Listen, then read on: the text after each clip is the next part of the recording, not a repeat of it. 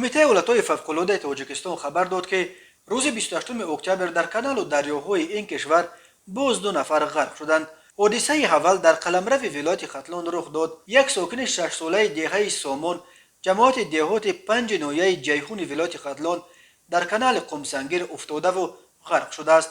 سبب این حادثه ناخوش به نظارت ماندن پسرک 6 ساله گفته می شود. نجات دهندگان ریاست کمیته ولایت‌های فوق‌العاده ختلان به جای حادثه رسیده بعد راه اندازی کارهای جستجویی و نجات جسد پسرک را 400 متر دورتر از جای حادثه پیدا و به خویشاوندان سپردند.